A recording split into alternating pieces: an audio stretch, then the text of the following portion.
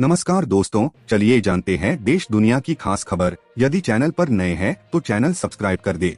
गोवा के night club Birch by Romeo Lane अग्निकांड मामले में मुख्य आरोपी सौरभ लूथरा और गौरव लूथरा को गोवा ले जाया जा रहा है। बुधवार सुबह दोनों को गोवा पुलिस के साथ IGI एयरपोर्ट पर देखा गया। दोनों भाइयों को गोवा की कोर्ट में पेश किया जाएगा। चुनाव आयोग की ओर से विशेष गहन पुनरीक्षण SIR के बाद मंगलवार को पश्चिम बंगाल, राजस्थान, गोवा, लक्षद्वीप और पुडुचेरी की ड्राफ्ट वोटर लिस्ट जारी की गई। इसमें कुल मतदाताओं की संख्या में 7.6% की कमी दर्ज की गई है।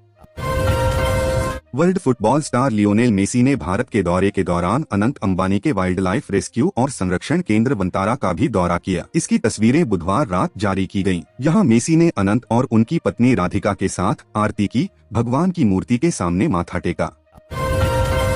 प्रधानमंत्री नरेंद्र मोदी को इथियोपिया ने मंगलवार को अपना सर्वोच्च सम्मान दिया। वे द ग्रेट ऑनर निशा ऑफ इथियोपिया पाने वाले पहले ग्लोबल लीडर बन गए हैं। इस मौके पर PM ने कहा कि ये सम्मान मेरे लिए गौरव की बात है। उनके इथियोपिया दौरे का आज दूसरा दिन है।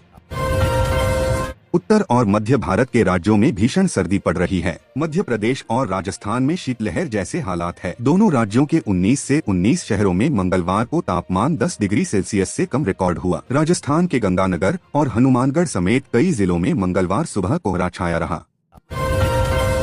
अक्षय खन्ना ने घर में कराया वास्तु शांति हवन। धुरंधर की सफलता के बीच एक्टर के अलीबाग वाले बंगले में हुई पूजा। कांग्रेस अध्यक्ष मल्लिकार्जुन खड़गे ने बुधवार सुबह 10 बजे दिल्ली में एक प्रेस कॉन्फ्रेंस को संबोधित किया। उन्होंने भाजपा के नेतृत्व वाली केंद्र सरकार पर तीखा हमला किया। खड़गे ने कहा, नेशनल हेराल्ड का मामला सिर्फ राजनीतिक बदले की भावना से प्रेरित है। यह केस बदले की भावना से दर्ज किया गया है। मथुरा हादसे के बाद CM योगी एक्शन में हैं। यूपी में एक्सप्रेसवे पर गाड़ियों की स्पीड लिमिट तय कर दी गई है। अभी तक एक्सप्रेसवे पर बस और ट्रक ड्राइवरों को अधिकतम 120 किलोमीटर प्रति घंटे की स्पीड से चलने की परमिशन थी। अब इसे घटाकर 60 किलोमीटर तक कर दी गई। कांग्रेस नेता राहुल गांधी ने बुधवार को जर्मनी में कहा, मैन्युफैक्चरिंग मजबूत अर्थव्यवस्थाओं की रीढ़ होती है। दुर्भाग्य से भारत में मैन्युफैक्चरिंग में गिरावट आ रही है। विकास को तेज करने के लिए हमें ज्यादा से ज्यादा उत्पादन करना होगा। मैन्युफैक्चरिंग का इकोसिस्टम बनाना होगा।